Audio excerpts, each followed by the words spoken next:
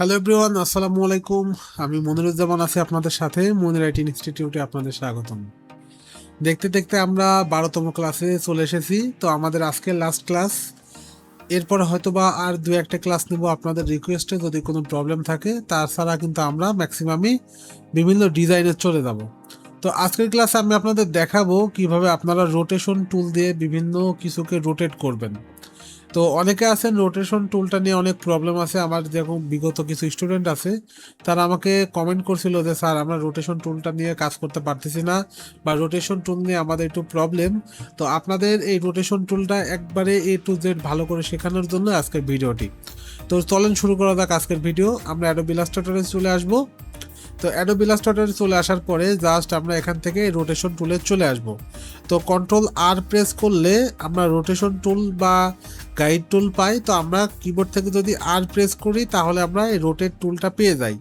তো রোটেশন টুল কি? রোটেট টুল বলতে আমরা বুঝি কোনো একটা কিছুকে ঘোরানোর জন্য মূলত আমরা রোটেট টুলটা ইউজ করি।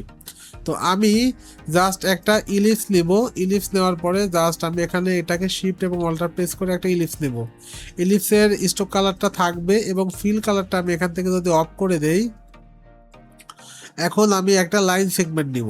তো লাইন সেগমেন্টটা কি? এইরকমভাবে একটা শিফট প্রেস করে লাইন সেগমেন্ট নিলাম।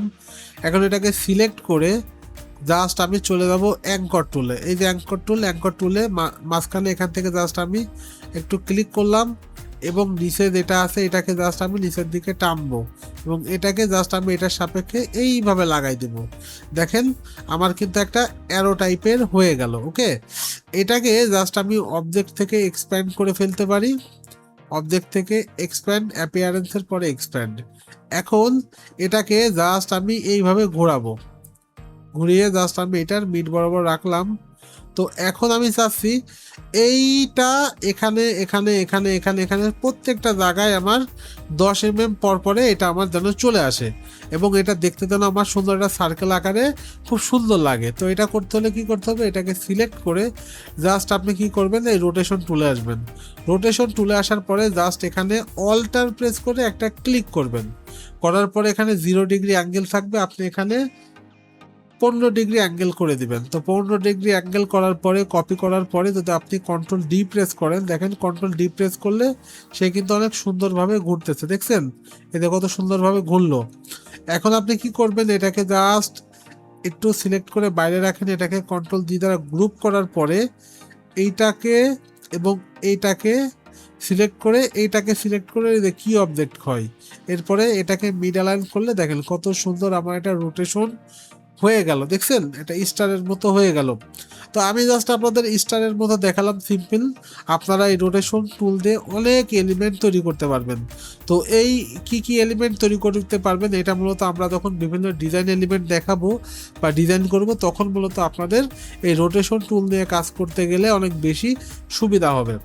তো এই হচ্ছে রোটেশন টুল। আমি আরেকবার দেখাবো একটু আপনাদের সেটার জন্য জাস্ট আমি আবারও চলে যাব এখান থেকে একটা পেইন্ট টুলে আসি। পেইন্ট টুলে আসার পরে জাস্ট এখানে আমি একটা ক্লিক করব, এখানে একটা ক্লিক করব এবং এটাকে জাস্ট আমি কি করব, ফিলটাকে অফ করে দিব এবং স্টকটাকে নিয়ে নেব। তো স্টকটা আমি নিয়ে নিলাম। নেওয়ার পর এটাকে জাস্ট আমি একটু বড় করব। তো আমি এটা চাচ্ছিলাম এটার ভ্যালুটা 100 করে দিতে। ওকে, আমি 100 করে দিলাম। এখন এটাকে সিলেক্ট করে আমি চলে যাব, একটা টুল আছে।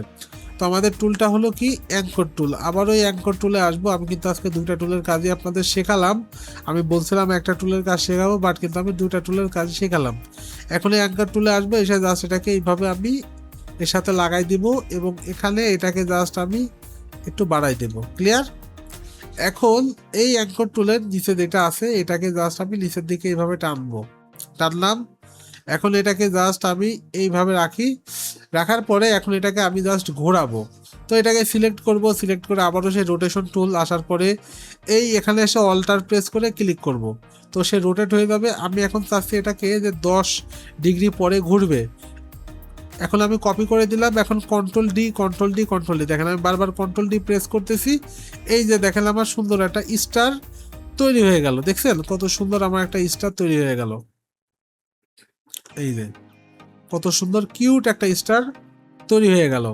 তো এইভাবে মূলত আমরা এই রোটেশন টুল দিয়ে বিভিন্ন স্টার বলেন, বিভিন্ন এলিমেন্ট বলেন, আমরা এগুলো তৈরি করতে পারবো। তো এইভাবে আপনি তৈরি করে এই এলিমেন্টগুলো কিন্তু আপনি খুব সুন্দর আকারে অ্যাডোবি স্টকে সেল করতে পারবেন।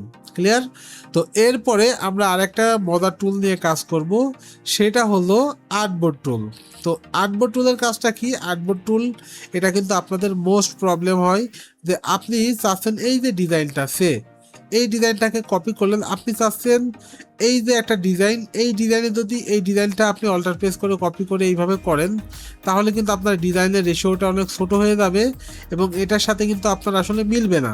আপনার যেই সাইজের লাগবে আপনার লাগবে এই ডিজাইনটা করছেন, এই ডিজাইনের সাইজে লাগবে কি যে একটা আর্টবোর্ড লাগবে। তো আপনারা এটাকে কিন্তু আর্টবোর্ডটা আপনারা সুন্দর করে এই ডিজাইন বরাবর নিতে পারবেন। কিভাবে? এটাকে সিলেক্ট করে আপনি আর্টবোর্ড টুলে আসেন, আসার পরে জাস্ট এখানে এটাকে ক্লিক করলে, দুইবার ক্লিক করলে দেখেন এই ডিজাইন অনুপাতে একটা আর্টবোর্ড আমাদের তৈরি হয়ে গেল। দেখছেন, এই যে আমার একটা আর্টবোর্ড তৈরি হয়ে গেল। এখন আপনি যদি এটাকে এক্সপোর্ট করেন, আমি একটু এক্সপোর্ট করব, তো ফাইল থেকে আমি এক্সপোর্টে আসব, এক্সপোর্ট অ্যাজ, এখান থেকে জেপিইজি এবং এখান থেকে জাস্ট আমি RGB রাখবো এবং এটাকে জাস্ট আমি ওকে করে দেব। আমি এখন যদি যাই, চলে আসি কোথায়, এখানে আসার পরে দেখি এই যে দেখেন আমার ডিজাইনটা কিন্তু কত সুন্দর এক্সপোর্ট হয়ে গেছে। তো মূলত এভাবে আমরা আসলে রোটেশন টুল বলেন, আর্টবোর্ড টুল বলেন, অ্যাঙ্কর টুল, তো এই তিনটা টুলের কাজ আমরা কিন্তু খুব ক্লিয়ারলি শিখতে পারলাম। তো জানি না ভিডিওটা কার কাছে কেমন লাগছে, আসলে ভিডিও থেকে আসলে আপনারা ভালো কিছু শিখতে পারছেন কিনা। যদি ভিডিওটা আপনাদের কাছে ভালো লাগে অবশ্যই চ্যানেলটিকে সাবস্ক্রাইব করবেন। আমি নেক্সটে আর একটা টিউটোরিয়াল নিয়ে আসবো, সেটা হলো এক্সপোর্ট নিয়ে। তো অনেকে ডিজাইন করবেন, ডিজাইন করার পরে আপনাদের মোস্ট যে প্রবলেমটা হবে, আপনারা ভালোভাবে এক্সপোর্ট করতে পারবেন না এবং ফাইল রেডি করতে পারবেন না। ক্লায়েন্টকে যে ফাইলগুলো রেডি করবেন সেটা কিভাবে করবেন, তো অবশ্যই আমি এই ভিডিওটা আপনাদের জন্য বানাবো। তো আজকের ভিডিও এটুকুই। ভালো থাকবেন, সুস্থ থাকবেন, আমার চ্যানেলের সঙ্গেই থাকবেন। সবাইকে আমার চ্যানেলটা ফলো করতে বলবেন এবং আপনারা অবশ্যই সাবস্ক্রাইব করে আমাদের সঙ্গে থাকবেন।